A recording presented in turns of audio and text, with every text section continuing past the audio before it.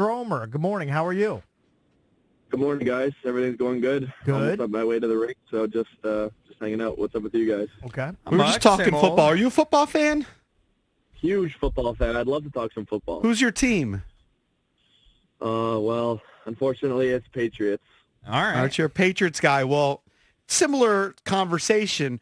So they have the number 3 pick in the draft. As a Patriots fan, would you be okay with them not drafting a quarterback and drafting, let's say, Marvin Harrison Jr.? And Stromer, before you answer, are you just how did you just happen to become a Patriots fan? I mean, they're only the most successful NFL franchise of I don't know, the last 20 plus years. How did that happen? So I was in a hockey tournament, and me and my mom went down to Boston area when we were like 6 or 7, and we got to do like a tour of the stadium. I think maybe we were maybe like 8. I was, so probably like around 2005-ish, 2004. And so we went to the stadium, and we got to like walk around and go on the field and stuff. And it was like a little cool tour that we did. And I didn't know obviously anything about football when I was that young, so that just became my team. And then obviously everyone knew about Tom Brady. He was only a couple of years in by then, but for that reason, I love the Patriots ever since then. That's fair. Okay, that qualifies. Is fair. Absolutely fair. So were you okay with getting rid of Belichick, or where do you stand on that? Yeah, I mean, I think it was a tough decision. I mean, I have a feeling that it was kind of a mutual thing. I think he kind of saw where the team was headed, and right. I think they kind of discussed it, and then he's, at some point, I think he has to move on. Regards to the quarterback question, I mean, you just look at every good team in the league. I feel like they have at least a stable quarterback, and obviously the Patriots haven't really had that since Brady. Mac Jones was good his first year, but other than that, I mean, I think quarterback is obviously the most important position, and Marvin Harrison would be great, but if you got no one to throw him the ball, he's kind of rendered pretty useless. So who are you resigned to at 3? So he's saying, because we were having this conversation about the Commanders, he said you got to go quarterback. Okay, but hold on. So who's he thinking? Because if Caleb goes 1 and Drake May goes 2, who's that leave you with? Jaden Daniels. I don't know. I have this running theory that what about if the Bears are already looking to get a quarterback at 1, and if they're looking to shop maybe their quarterback to the Patriots, maybe not for the 3rd pick, but somewhere in that line. Oh, so you take Justin Fields? Oh yeah, you don't have to give up the 3rd pick to get Justin Fields. No. I don't hate that. And then you get those Harrison, and you've seen how Fields was pretty good the last 7 or 8 games with some good receivers. So I kind of like that idea. There's not much out there else.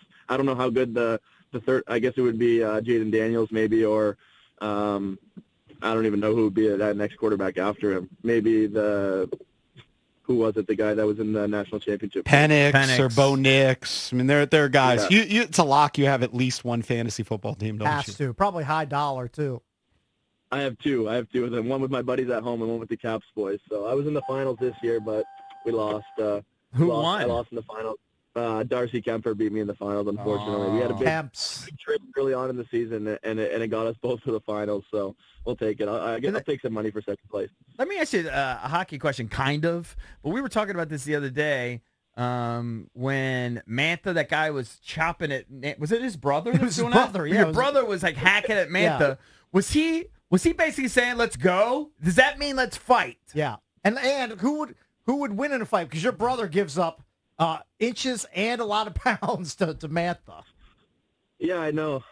My brother actually got in a fight a couple of years ago when we were playing against him in Chicago. One of their guys hit our guy from behind, and then my brother went in there after. So I think it would be a pretty good fight. I mean, obviously Mantha's got the height and the size, so I think that would be tough for my brother. But my brother has gotten a lot of fights. I think maybe a couple more than Mantha. Not many, but I think it would be a pretty good fight. But I don't know. Was he instigating? When you do that, does that mean you want to fight? Yeah, I think that was I don't know. I think Mantha probably saw that it was my brother. At some point, it was kind of like, maybe we shouldn't fight right in front of the bench. I don't know. Yeah. From what Dylan's saying, he's basically saying, don't mess with my brother, because he's poking the bigger guy, trying to instigate fight with a guy who goes about 6'5", 235 in Mantha. Here's another question that we had.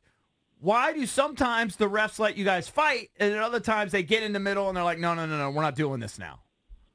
Yeah, I mean, I think each linesman is different because they're the one that come in to stop the fight if they do. I think maybe they're told if a helmet falls off and they can get in there early, maybe just avoid the dangerous play and get in there as quick as they can. You saw the one, I'm sure, Edmondson versus Johnson on the duck. That was a good fight, and you saw at first Edmondson kind of fell into our bench. The door kind of opened, right, and then when it's a guy like Johnson, I mean, he doesn't play too many minutes, and he's a big fighter guy. So, he Edmonton fell into our bench, and we kind of helped him get up. And I think Johnson kind of knows the lay of the land, obviously, when it comes to fighting. So the refs kind of came in, and we kind of told him, all our bench was saying, let him go, let him go. They, this is what, everyone wants to see in the whole building. So let them go for a little bit. And the refs, to their credit, actually did back off and let them fight, and it was a great fight. Yeah, but then they stopped another one later that was potentially going to happen, I remember. I can't remember who it was.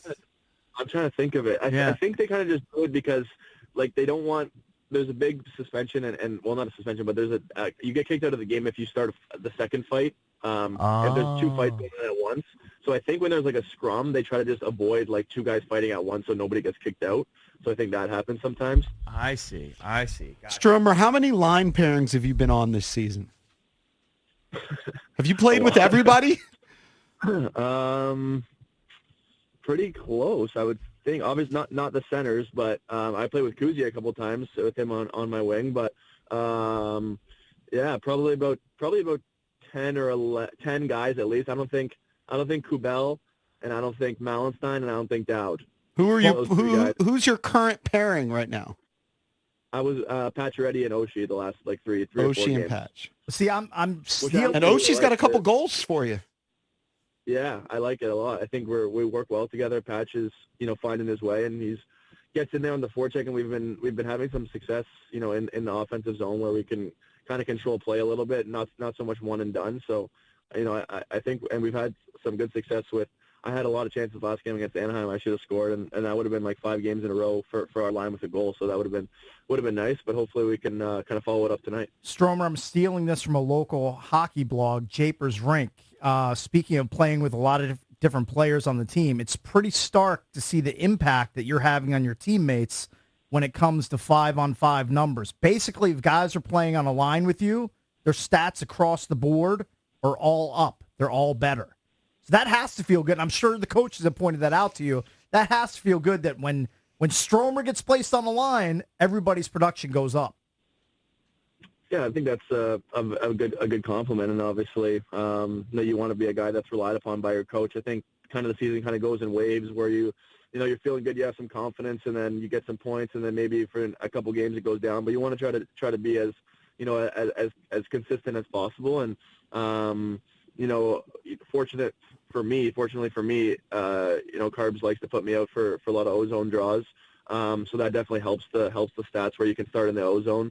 I know Dowd's line starts in the D zone most of the time, but they do a tremendous job of getting out and then creating some time in the O zone. So when you're starting in the O zone, and if you're okay at face-offs, then for the most part you should have the puck and should create a couple chances. So and I think it goes in both ways. I try to be a guy that sets up plays and also tries to limit the chances against. So we're in a pretty big dogfight here for this last playoff spot or for the playoffs, and it's fun to be a part of. So just trying to help the team as best as I can, and it's been fun this year. Stromer, I know this guy hasn't been your teammate for very long. He's a recent signing, Ethan Bear. It had to feel good for you guys to celebrate him netting his first goal, and I believe it was 366 days. So he was up against it. He gets one against the Ducks to open up the scoring there, and the celebration looked fun on the bench for you guys. Yeah, everyone was happy for him. I'm not sure we knew exactly how long it had been, but whenever a guy has an injury that's out for a long time, it definitely feels good for him to get back out there and just with the guys, and for him to get obviously it was a big goal, it was a game-winning goal. I'm not sure if did you guys happen to see the video of him post game in the dressing room? I did not. I saw Coach Carberry. I love that kind of peek into the locker room. Carberry complimenting the players, complimenting the goalie. So I did see that. Yeah, so Bearsy, usually if a guy gets their first goal or point or something on the Caps, coach will give him the puck, and then they'll have a little speech, and he goes, he said, thanks for the 500 Stromer. So I put $500 on the board for the game-winning goal. So Bearsy, nice of him to let everyone know that I owe him $500 now. Oh, nice. Incentivized him. Very I didn't well know done. that was a thing. Do you do that every game, or how's that work? No, 500 goal. Yeah, no, it's kind of just like a thing for hockey players. I think I'm not sure about other sports, but maybe if you're playing against your brother, or you're playing in your hometown, or you're back from an injury, or you get a big milestone, things like that. So, kind of just put money up on the board, and then it goes towards the team fund if we ever have, a team party or team things like that. So it's just a little thing that some hockey play. I'm sure every team does it, but a little thing that you can do. So a nice embarrassing to shout that out after the game, and I got to give them five crispy $100 bills today. Nice. Feels good. Dylan, thanks for the time, man. We always appreciate it. Best of luck against the Blues tonight and on that road trip before the All-Star break. We'll talk to you again soon. Sounds good, guys. Talk to you next week. All right. Thank you, buddy.